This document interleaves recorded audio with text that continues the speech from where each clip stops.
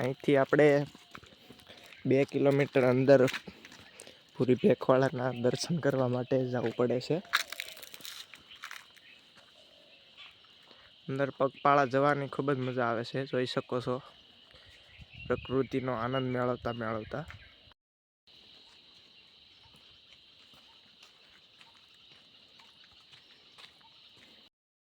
મિત્રો, હનુમાનગાળા વિસ્તારની સાચી મજા આપણે અહીંયા પગપાળા જતા હોય એમાં જ આવે છે. બધા પ્રકૃતિ નજારા જોવા મળે છે, પશુ પંખી, બહુ મજા અહીંયા હાલીને જવામાં મજા આવે છે.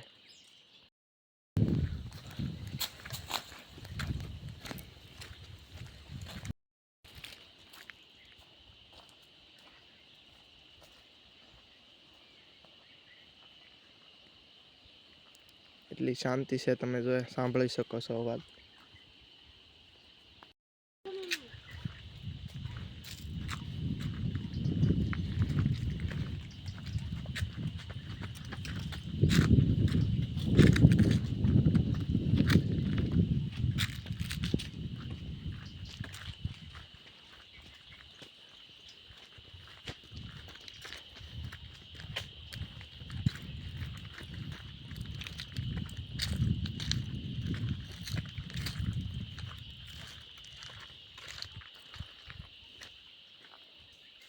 મિત્રો, હનુમાનગાળા આવો ત્યારે કોઈ પથ્થર ઉપર કે આવું નામ આપણે લખવું નહીં, ને જંગલમાં આપણે કચરાનો બહુ ફેલાવ કરવો નહીં.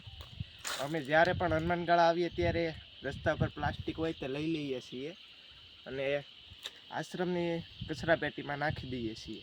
તો હાલો દાદાના દર્શન કરવા આગળ જઈએ.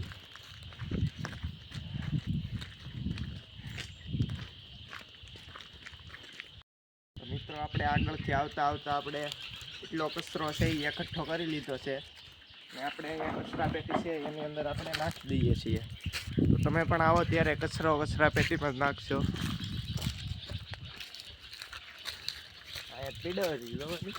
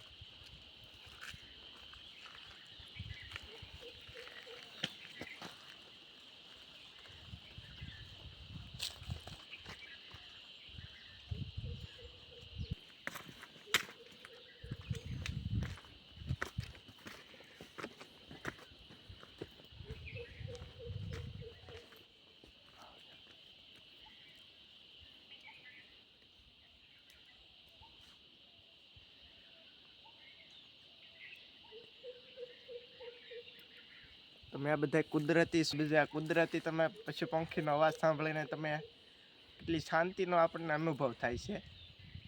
તો આપણે આ ગીર વિસ્તારમાં ખૂબ જ આપણે શાંત રહી શકીએ છીએ ને આપણો મગજ ફ્રેશ થઈ જાય છે.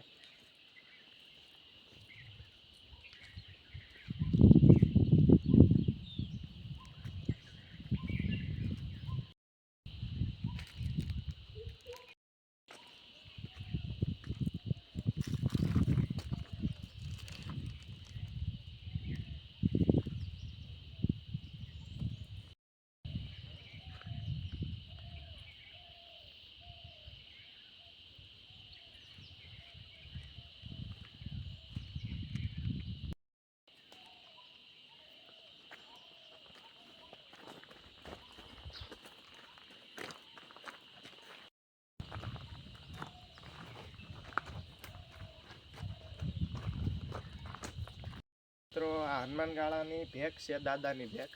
તો ઘણા વર્ષો પહેલાં ઉપરથી એમ કહેવાય છે કે ભેંસ ઉપરથી પડી હતી અને દાદાએ તેના જીવ બચાવી લીધો હતો. ગોવાળે નીચે આવીને જોયું તો ભેંસને કાંઈ પણ થયું નહોતું. એ દાદાનો પરસો છે.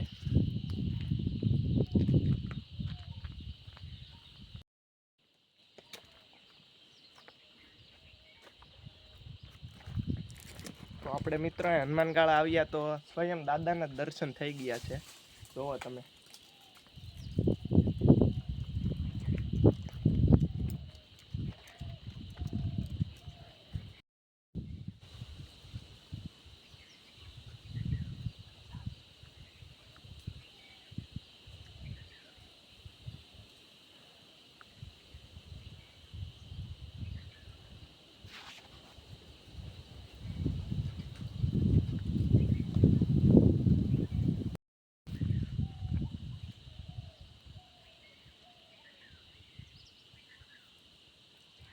મિત્રો આ કાળ ભૈરવ દાદાનું મંદિર છે. જય કાળ ભૈરવ દાદા.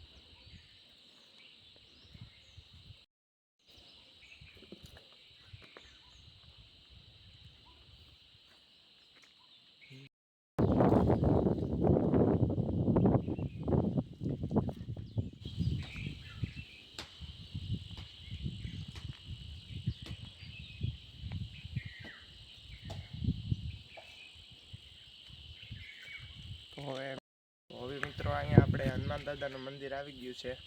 તો આપણે હાલો દર્શન કરીએ.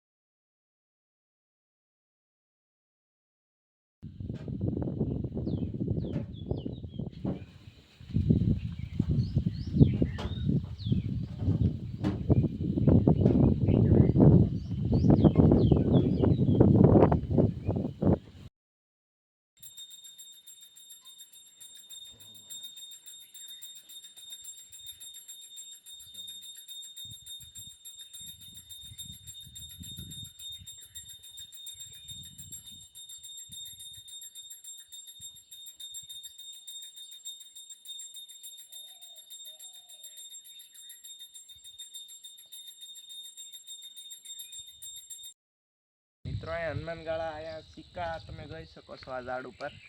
આ બધી અંધશ્રદ્ધા છે. તમારે જો પૈસાનું દાન પણ કરવું હોય તો દાન પેટીમાં ધરો. આવી રીતે ખોટા નિષ્ફળ પૈસા ન કરો. તમે જોવો અહીંયા કેટલી અંધશ્રદ્ધાને કારણે કેટલા પૈસા ઉપયોગી નથી આવતા. બળીને હાવ સુકાઈ ગયું છે સિક્કાના કારણે.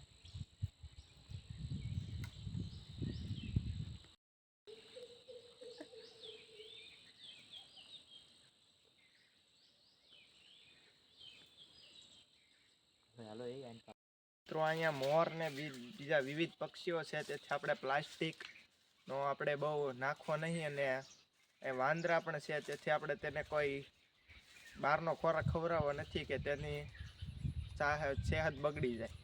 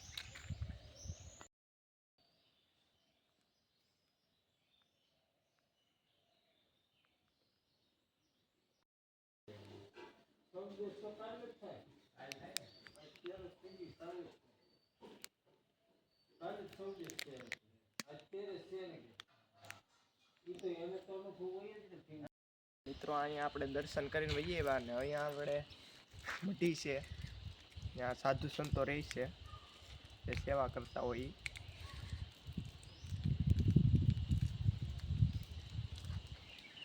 તો હવે આપણે ઘર તરફ પાછા વળીશું. જવાનું મન નથી થતી એવી મગજમાં શાંતિ આપણે થાય છે. તો આપણે હવે પાછા ઘર તરફ જઈએ છીએ ને તમારો અહીંયા સુધી બન્યા રહે તે બદલ આભાર. જય ભેખવાળા દાદા ને આપણને સપોર્ટ કરજો. જય ભેખવાળા દાદા.